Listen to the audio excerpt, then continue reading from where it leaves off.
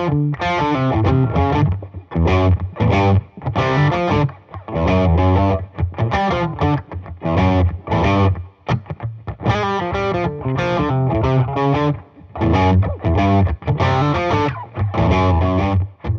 up, you guys? Marty Schwartz here, and I'm going to break down my own riff, making something from nothing for this riff theory.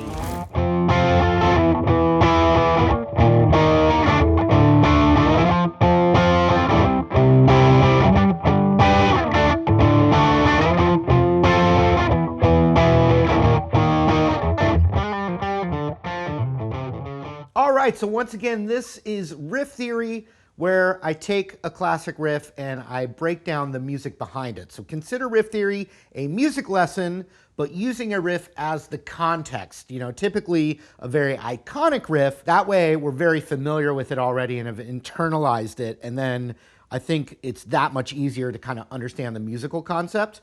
However, this riff theory is a little different because it's not necessarily an iconic riff. However, it has been in millions and millions of streams of views of videos, whether you realized it or not. It's one of my own riffs called Making Something From Nothing. It's a tune I wrote many years ago with my good friend, Jamie Allensworth, who's a singer that I collaborate with when I play shows sometimes every once in a while. I just thought it was a good opportunity to use this riff. One, people have asked for me to break it down, but instead of just like teaching a song that a lot of people don't know, I can actually do it more as a music lesson, but you'll also learn it as well. I think that's the idea for this one. It's interesting because I just did a riff theory on a bunch of classic Led Zeppelin, Jimmy Page riffs and what they have in common.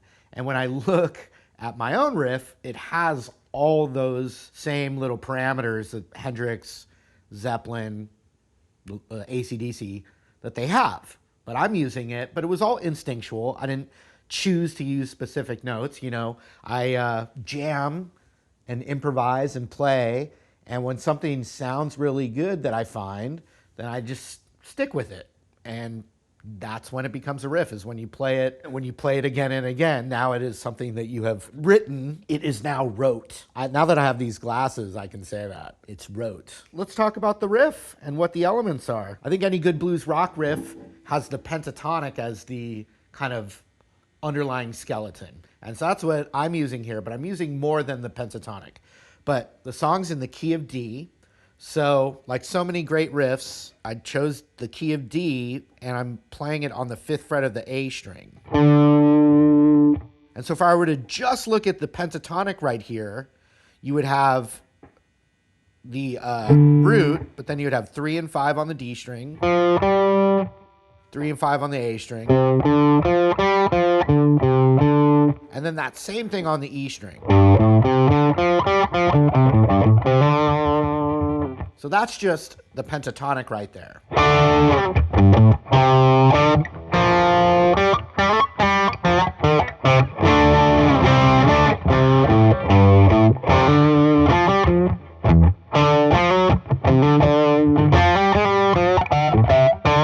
So the next thing is the blues note, which could be called the flat 5, but it's right here on the 6th fret of the D string, and it's a passing tone. You're either passing up or you're passing down.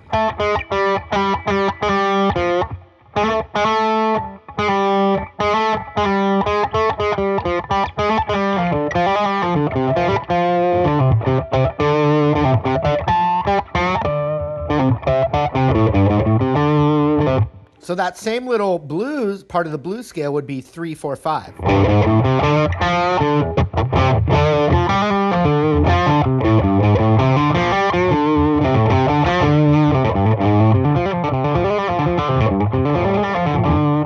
So the other element could be considered D mixolydian, which is another thing that you start to go into funk and blues with, and like, you know, Grateful Dead, Allman Brothers, which is kind of my vibe. And so the F sharp of a D chord, remember we're in D, that's the major third of the chord. And when you hammer it or slide it,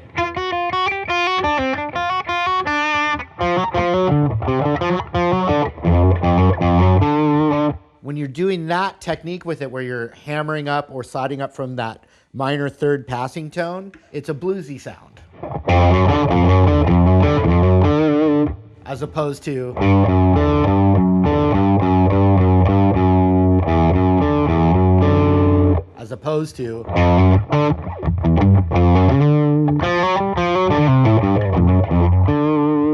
so that's got that little bluesy element to it. So I'm using that as well.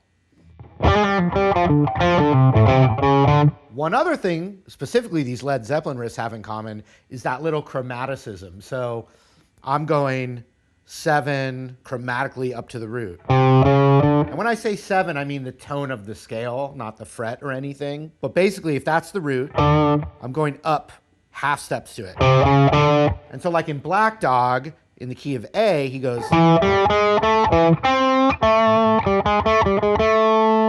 And so I'm using it, but in the key of D. So I've got the blues scale.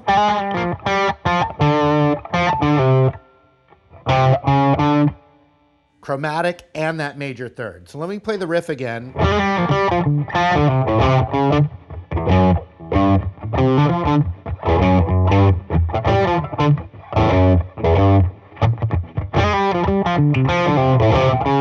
So that's how it goes. So ultimately it's pentatonic, it's got a chromatic, and it's got that major third in there. So in some ways you could, I mean, I still think of it as a bluesy, funky riff. But here's another thing about the riff that has nothing to do with the notes or the scale. Check it out. If I were to count the riff off or count the song off, there's another big element of trying to make something interesting, right? Check it out. 1, 2, 3, 4. So I'm actually, the riff, and I think this is some of my favorite riffs do this, they're not on 1, 2, 3, 4 riff. Now some of them are, right? Like Back in Black. 1, 2, 3, 4. Dun, dun, dun, dun. I mean, right? It's classic. I wanted to try and have a riff that didn't start on the one beat. So 1, 2, 3, 4, 1, and. So it's literally the and of 1. 1, 2, 3, 4, 1, and ba da da ba ba 1, 2, 3, ba da da da da da da da da da da da rest 1 da da da da. So when the riff completes, you hear that one drop where there's nothing there. And so another thing about a riff is, one, I didn't have it on the downbeat of the 1. And then also, all my favorite riffs, and Back in Black's one of the most classic, AC/DC in general, the most classic is that there's a rest, there's open space, and that creates a pocket. So I'm not going, you know,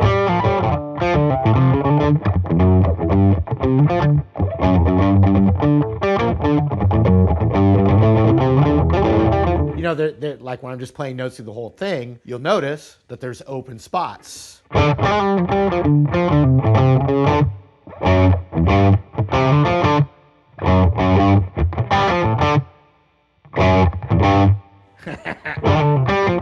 I was overemphasizing it there, but that's the idea. The other thing that's happening with a great riff is your ear needs to connect to something, so like a repeating motif. And so in my riff, I've got some, you know, the blues scale, because that's where all my little funk faces come from this. All that kind of thing. But I have a little motif going.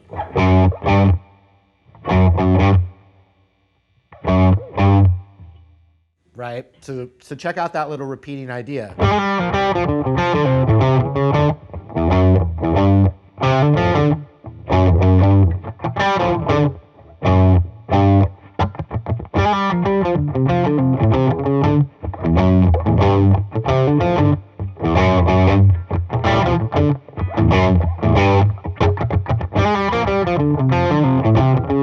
And so now, since I am not going to do an actual straight up tutorial on this song, let me just show you the exact riff. So it goes 1, 2, 3, 4, 1.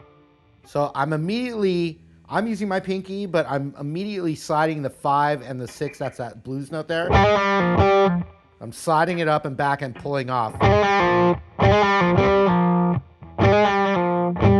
So the first time it's with the blues note, next time it's just the pull off and the pentatonic. And then I go to that root there on the 5th of the A string.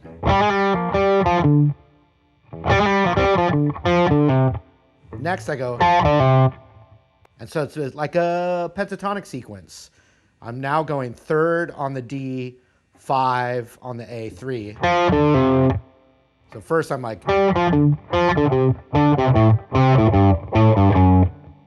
if I went out, but pentatonic.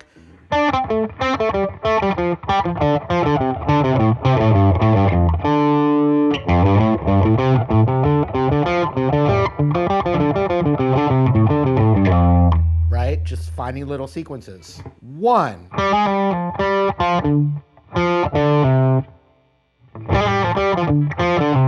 So I'm immediately pulling off and then finally getting to that 5th of the E. And so then that's bum, but up, but da. 5 on the E, 3, 4, 5.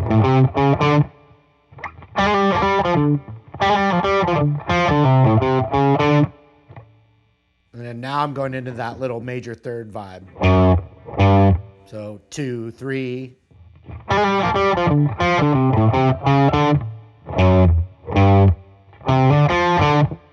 So that little thing I'm doing a hammer on between 3 and 5 on the A string to 3 on the D. Back to that 5 on the A string, which is the root. And then that call and response.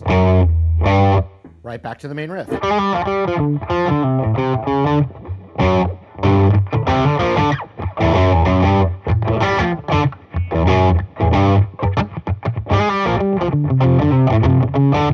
And so one reason why I would use my pinky and index finger is that I'm kind of using my other fingers to kind of mute the strings. And so even if I go like, I get some of that percussiveness in there. I'm not going, I'm actually kind of getting some of the other string noise in there.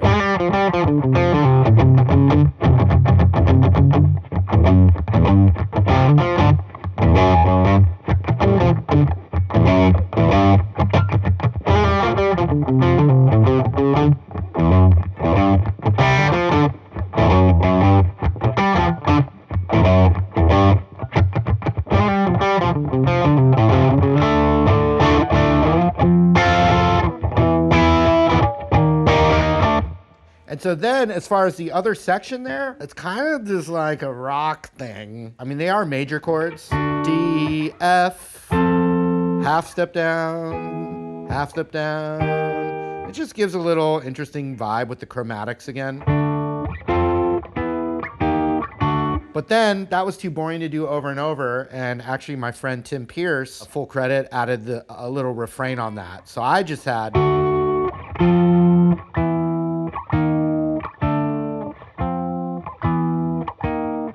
And he added this other part.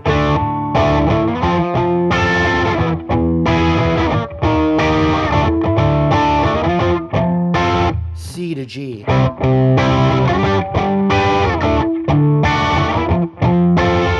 And it goes right into the riff.